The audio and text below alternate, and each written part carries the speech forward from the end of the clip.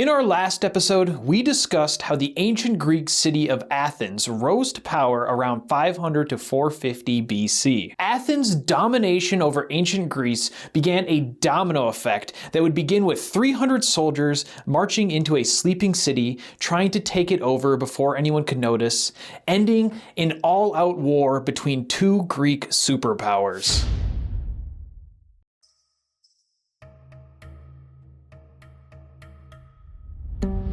Thebes wanted control of the strategic location of Plataea, who was an Athenian ally. Thebes snuck 300 soldiers under the cover of darkness into Plataea and tried to take the city through treachery. This deceitful act failed miserably and ended their decades-long peace treaty after a mere 14 years. After a series of standoffs and conflicting arguments, the Theban prisoners being held in Plataea were executed. And this would mark the act that started the Second Peloponnesian War. And if any of this is confusing or you want to know more, go back and watch the first video.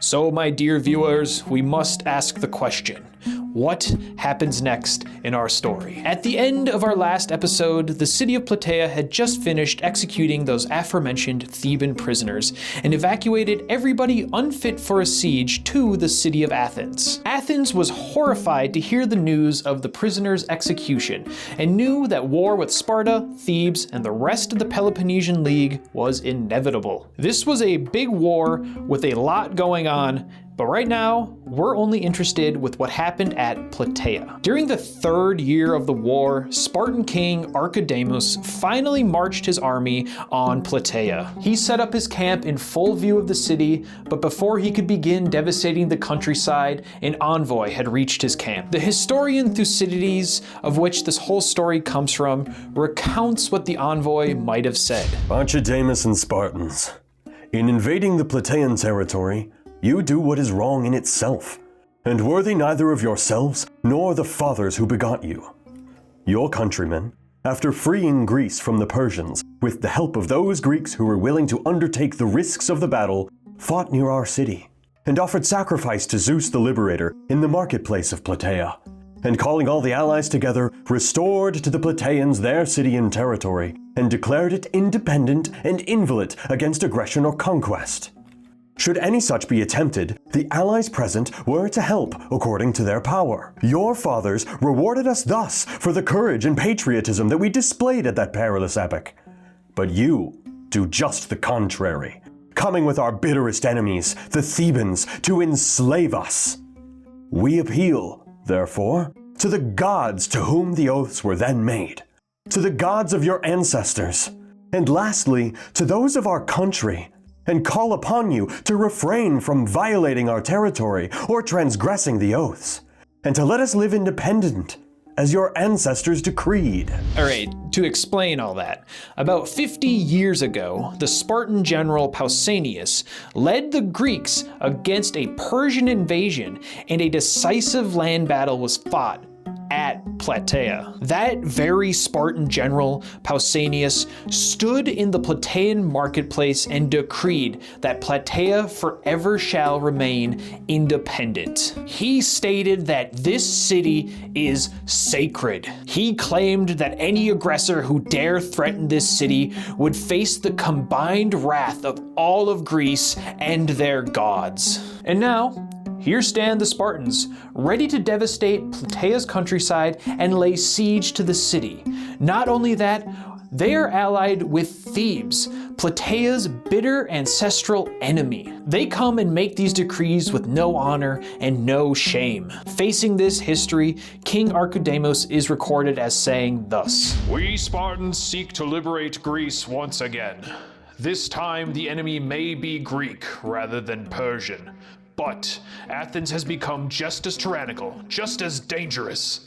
If you cannot join our righteous cause, then at minimum remain neutral in this war." Plataea has just found themselves in a very difficult situation to navigate. They already evacuated their women and children to Athens for safe keeping, and now the Spartans are here with a reasonable demand: just stay neutral. but Plataea needs Athens' permission to stay neutral in this conflict. Furthermore, once the Spartans leave, what is going to stop the Thebans from coming over and sacking the entire city? Thebes and Plataea hate each other, and if you look at this 100% accurate map, you can see Thebes is a lot closer to Plataea than Plataea is to their great ally, Athens. The Plataeans said this to Archidamus, and they discussed for a little bit, and King Archidamus said this in return. Hand over the city, the orchids, all the property. The Spartans would occupy Plataea as trustees, custodians of your patrimony. They'd maintain everything, pay the Plataeans rent for their own land, and return it all after the war with interest. By accepting this arrangement, you'd be helping us free Greece from Athenian imperialism. This sounds like a respectable offer, but it came too late. I cannot overstate just how petty Greece's grievances were with each other. Sparta was allied with Thebes, Plataea's bitter enemy. Plataea was not going to accept anything the Spartans said because they're allied with Thebes. Did I mention Plataea and Thebes hate each other? It's very important to the story. In addition to that, Sparta comes with an army to Plataea and is lecturing Plataea about honor and oaths while they're threatening to destroy the entire city that the Spartan general said is a sacred city. Talk about hypocrisy. Was hypocrisy born yet? And the cherry on top, Athens holds all of Plataea's women and children in the city, and Plataea is garrisoned by an Athenian garrison. To his credit, King Archidamus agreed not to ravage the countryside while Plataea sent an envoy over to Athens. Plataea's envoy traveled to Athens and returned with a message that was as clear as spring water. Athens is quoted as saying, "We have never abandoned Plataea, and we will never abandon Plataea. Keep your oaths to Athens, and Athens will protect you." to the best of our abilities. Little note on this one, Athens would in fact do nothing to help Plataea. A reminder for you, Athens had an amazing navy. Sparta and Thebes dominated on land. Athens had to know they could do nothing to help Plataea, a landlocked city. Athens' promises were just as empty as the oaths the Spartans were about to break. In the end, Plataea chose to stay loyal to Athens. From atop their walls, the Plataeans shouted down to the Spartans, they must stay loyal to Athens. Having sealed their fate, the Plataeans braced to endure whatever hell may come. King Archidamus then made a theatrical plea to the gods. We Spartans are not the aggressor here. We do not break our father's sacred oaths in bad faith. Plataea has chosen loyalty to our enemy. We extended numerous fair proposals, all rejected. In this, they are the aggressors. Not wasting a single moment, before his words could even reach the ears of the gods, Archidamus sent his army in motion, sieging the city. This would be the siege that strangles Plataea to death. Could you imagine being a Plataean citizen in this moment? Your women and children are in Athens. An Athenian garrison is in your city, and they're watching your every move. Sparta, your ancient ally, who promised to protect you through anything, is now ready to besiege your town. There is no good option here. Your city or your family, your oaths or your life. The Spartans have offered you numerous reasonable deals, but you have to decline if you want to see your family again. This is not a choice I would want to make. And this is where the siege proper begins. Very nice.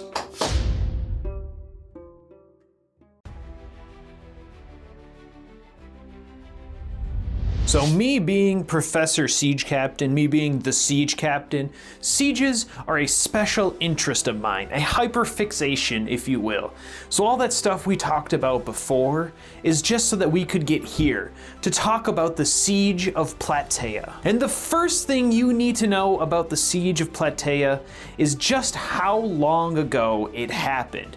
This is 429 BC. This is way before gunpowder. This is before those fancy trebuchets. This is before the onager. This is before the ballista. Hell, this is even before torsion-powered siege weapons existed. You can take yourself back to medieval times with your fancy counterweight trebuchets. This is ancient Greece. This is all the way back when men piled up logs and dirt against the city walls to overcome them. And the siege of Plataea is a quintessential ancient siege. About 100 years before Alexander the Great would change siege warfare forever. And this is a textbook example with lots of interesting details. And I'm excited that I get to share it with you. Right out of the gate, King Archidamus commanded his troops to begin harvesting lumber from the nearby mountain, Mount Kithaeron, and they would use these logs to form a lattice work on either side of the siege mound, allowing the mound to be piled up easier rather than spreading abroad too much. The idea of the siege mound is beautifully simple. Pile up dirt up to the top of the walls so your troops can simply walk into the doomed city. And this was the exact plan the Spartans had to destroy Plataea. King Archidamus confidently assured everybody that this mound would swiftly reduce Plataea to rubble. Spoiler alert, it's not going to. I absolutely love the description that Thucydides gives. Thucydides describes the Spartans hauling stone, earth, wood, and any other material that would complete the monument to Spartan determination. He says, First, he enclosed the town with a palisade formed of the fruit trees which they cut down, to prevent further egress from Plataea. Next, they threw up a mound against the city, hoping that the largeness of the force employed would ensure the speedy reduction of the place.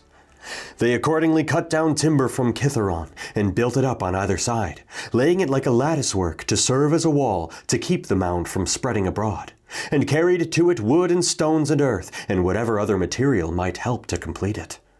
They continued the work at the mound for 70 days and nights without intermission, being divided into relief parties to allow of some being employed in carrying while others took sleep and refreshment. The Spartan officer attached to each contingent, keeping the men to the work. The Spartans just invented the 40-hour work week 2,000 years too early, complete with middle management and 8-hour rotational shifts. On the other side of the siege, our citizens and Athenian garrison in Plataea needed to come up with something, and they needed to come up with something quick if they were going to stop the Spartan siege mound.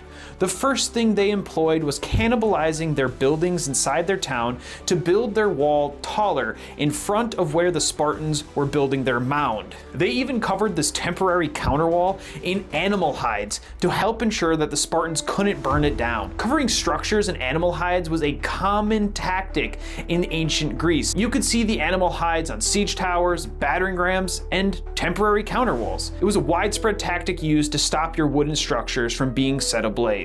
Building this counterwall makes me think that this is the strangest game of Fortnite ever recorded. And aside from just building their walls taller, the Plataeans enacted a hilarious tactic. Where the Spartans' mound abutted up to the city walls, the Plataeans hollowed out their own wall into the Spartan siege ramp and began removing dirt from it. The siege is a lot like a game of chess. The Plataeans are going to make a move, and the Spartans are going to have to make a move in reaction to the move the Plataeans just made, and vice versa. Eventually, the Spartans realized the Plataeans were digging out their siege mound through their own walls. So King Archidamus had his troops mix clay and reeds into these like wattles or like bricks and put them in front of the siege mound. This stopped the Plataeans from digging dirt out, as it was like a brick wall in front of where they were digging. Well, it stopped the Plataeans for a little bit. The Plataeans dug deeper underneath the Spartan ramp and came up in the center of the mound and began hollowing out the mound from its heart. No matter how much material the Spartans added to the mound, it stubbornly refused to grow. I just find it funny picturing some Spartan engineer having to explain to King Archidamus that the laws of physics have stopped working. Yes, King, we have tried putting more dirt on top of the mound, but it isn't growing. We don't know what's going on. But this is passive-aggressive siege warfare at its finest. I like to imagine the Spartans mounding frustration when everything they're trying just isn't working. They have a vastly superior force, overwhelming numeric odds, and they cannot defeat some stubborn walls with a few men behind them. 400 citizens are standing up to the greatest infantry in ancient Greece, and they're winning. How many days or even weeks do you think the Spartans hauled dirt onto the ramp without noticing that the Plataeans were hollowing it out? With an abundance of time, being trapped in their city, surrounded, and nothing to do other than dig dirt, the Plataeans set about making a second counter-siege operation. Using more of the buildings in the town, they built a secondary wall around where the Spartans would be entering their town if their siege mound ever worked. This semicircular moon-shaped wall is known as a lunette, and if the Spartans ever reach the top of the wall, they're going to be dismayed to see now they have to build a second siege mound. As time passed, Sparta desperately wanted this siege to be over and done with. It was finally time for Sparta to deploy another timeless classic, the battering ram. During the 70 days of failed mound construction, Archidamus also had some of his engineers constructing battering rams. Now, Thucydides is vague on the details of the size of the rams or how many there were, but he does say that a particularly large ram was sent up the siege mound towards the Plataeans' temporary wood-constructed wall. This temporary fortification was built on top of the wall proper and was a lot more rickety than an actual stone wall. I'm sure this wall was reinforced with stones from the town, but it was not nearly as well constructed as a proper wall around a town would be. As luck would have it, it seemed like this Spartan ram was actually gonna work. It destroyed a considerable part of the temporary fortification that the Plataeans had to repair day in and day out just to prevent it from falling completely. Emboldened, Archidamus sent a bunch of other rams around the town to try to spread the defenders thin. As we've seen before though, the Plataeans were not going to take this move lying down. Striking back using simple yet effective countermeasures, the Plataeans used large ropes and lassoed the ram's head. And using sheer muscle, they would pull on these ropes, lifting the ram up, tearing apart the siege machinery in the process. In another simple but very effective countermeasure, they tied ropes to large logs like a tree trunk and dropped them down on the Spartan's ram, crushing it into bits or just snapping off the ram's head, rendering the ram useless. These Plataeans were fighting back, and they were fighting back hard. A little aside here from Professor Siege Captain, it's just important to note this. Sparta had a reputation for being bad at siege warfare. In a huge twist of irony here, at the Battle of Plataea, not the Siege of Plataea, at the Battle of Plataea in 479 BC, the Spartans had killed the Persian general, and the Persians retreated to their fortified camp. This camp was fortified by wooden palisades, and these measly wooden walls were enough to stop the Spartans from killing the Persian force. In fact, they were so effective, the Spartans couldn't overcome the walls at all. Sparta had to call upon an ally to help them get into the Persian camp. And who was the ally that they called upon to finish off the Persians? Well, that ally was Athens. Athens was pretty good at siege warfare at this time comparatively to Spartan. They weren't great, but they knew a thing or two more than the Spartans. And they successfully overcame the wooden fortifications and drove the Persians out of Greece. And now, 50 years later, here are the Spartans attacking an Athenian ally and being stopped by fortifications. But this time, Athens isn't gonna come to help the Spartans. Athens isn't gonna come to help anybody. The Spartans are standing here 5 decades later and they're looking at their progress and they just look at this siege mound. We couldn't even pile up dirt effectively. And the timeless classic battering ram, we can't even figure that out.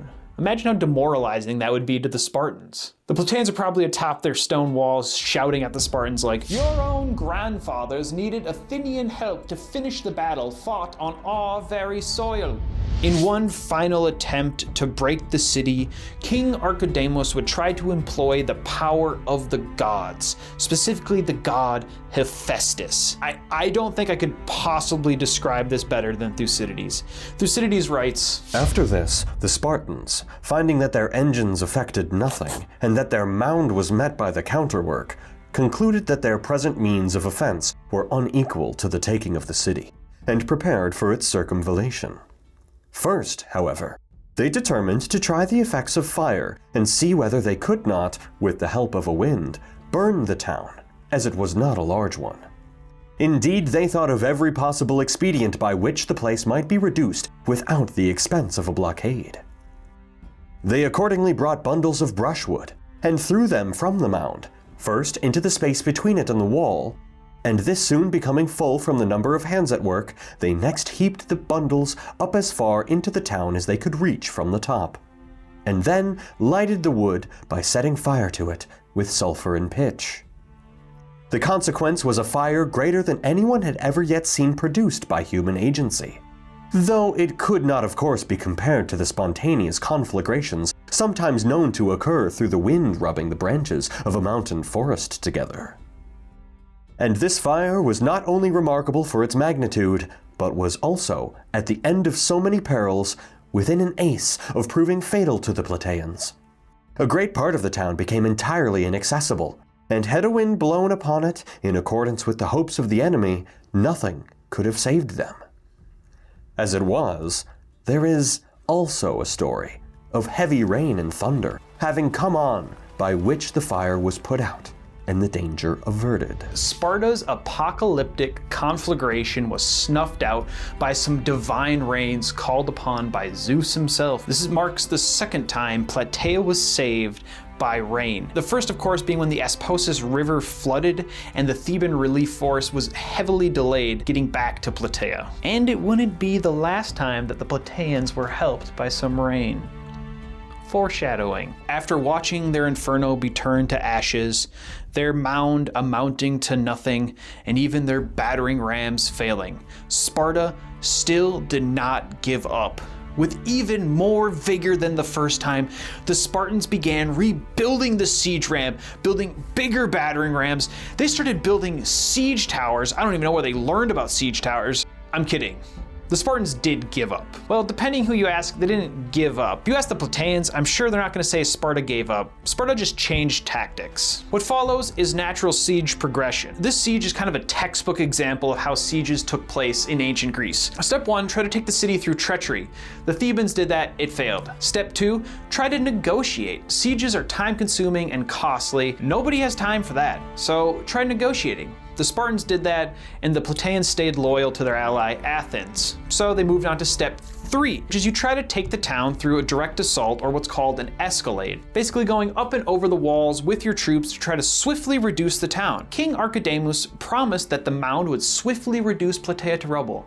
That didn't work, so then they tried the direct assault with the rams. Those also failed. Back to the drawing board, they tried to burn the city down. That failed. So what's next? Step 4. Passive siege. A passive siege involves circumvallation. Completely circle the town with walls so nobody can get in or out. Now the town has many mouths inside of it, and no more food can possibly get brought into the town. Sparta didn't build just one wall. They built 2 walls. An inner wall to encircle the town and help them defend from any troops that might sally out to try to fight the force that's defending the walls, and an outer wall to defend from any relieving force that might show up. Because you know, Athens isn't too far. Athens is powerful. They might come to help their ally. These walls had defensive trenches for good measures, and once they were complete, King Archidamus took his troops and sent them back to Sparta, as it was September and now they had to go harvest their fields. They left a skeleton crew to defend the walls to prevent anyone from getting in or out of the city. That is a passive siege. That is a perfectly executed passive siege by the Spartans. The double walls from circumvallation are genius. I wonder if this is the first time they've ever been employed, and it's not going to be the last. Caesar's probably taking notes for Alesia. All that remained in Plataea is some grim arithmetic. 400 Plataean men, 80 Athenians garrisoning the city, and 110 women to bake bread, and no more food getting into the city. It is simply a matter of time before they all starve to death. Outside their walls is a bare-bones Spartan and Boeotian force, guarding the city to ensure that you will, in fact, starve to death. So surely, seeing Plataea, your loyal ally, stand in the face of Spartan might, not only just standing in the face of it, but resisting everything and doing a darn good job of it. Seeing this Athens must come help Plataea, right? Try to smuggle some food in. It's a bare-bone force garrisoning the Spartan walls. You can break that siege easy, Athens, right? Plataea deserves your help. I only wish Athens came to help. It breaks my heart hearing that they didn't. While Plataea choked under the Spartan blockade, Athens launched many counterattacks around ancient Greece, but their primary target was to stomp on Spartan grain to try to make them a little bit more hungry. That's the same thing as helping your ally, right? And with Plataea slowly suffocating, that is where we will pick up next time for the final installment on this series here. But stick around, I want to do some riffing on some interesting through lines on this siege. So first of all, the thing I'd like to touch on is when the Plataeans defended against the battering rams, that is a lot more nuanced than you might think. Knowledge is very scarce in the ancient world. The Athenian garrison might have only been 80 men, but some of those 80 men might have been veterans of sieges or wars around the Greek world. They might have even fought against the Persians at some point. And with this, they probably brought the knowledge on how to defend your town completely. The Plataeans might not have thought about lassoing the battering rams, but I'm sure it was one of these Athenian soldiers that gave them the idea. So 80 troops probably isn't enough, but the troops that knew how to defend a town, that was crucial there. That was some key knowledge that probably wouldn't have even crossed the mind of the Plataeans had he not been there. The same is true for building that temporary wall in front of the Spartan mound. That bought them enough time to ensure that hollowing out the mound actually worked. Another thing, a siege mound might sound primitive or like kind of like a stupid idea, like you're just gonna pile up dirt, but it's not. We've seen siege mounds dating all the way back to the ancient Assyrians and probably before them. Siege mounds are gonna be used throughout all of history. It is a great way to get up the walls and get heavy equipment up to the walls. The Greeks are going to continue to use it. The empires after it are going to use it. Alexander the Great's going to use it. The Romans are going to use it. It's going to be used forever. So don't knock a siege mound, just hollow it out. And another thing is, I kind of touched on it, but the Spartans building 2 walls of circumvallation around the town, I can't help but think Julius Caesar probably read Thucydides' History of the Peloponnesian War and took notes on this siege on how it's done. I don't know if there's proof of Julius Caesar actually doing that, but his siege of Alesia mirrors this like almost to a T. Those are just a couple of things I wanted to riff on. This is the kind of stuff that just is super fascinating to me. I love the siege warfare stuff. I love how history, it might not repeat itself, but it definitely rhymes. Just experience can trump just bare bones determination. Like those Athenians garrisoning the city, just having a little bit of knowledge, basically stopped the entire Spartan assault. But that's gonna do it. Thank you for your time, dear viewer. It means the world to me. If you could like the video and share it, I really want to get this message out to more people. This stuff is fascinating. Also, Professor Siege Captain is an eternal student. If I misconstrued anything or got anything wrong, let me know in the comments below. I do not want to live in ignorance. But as always, thank you for watching. Go forth, reinforce your siege mounds, and siege the day. Oh, this is my cat Liliana. She doesn't like it when I record because I'm too loud. In the end, Plataea chose to remain loyal.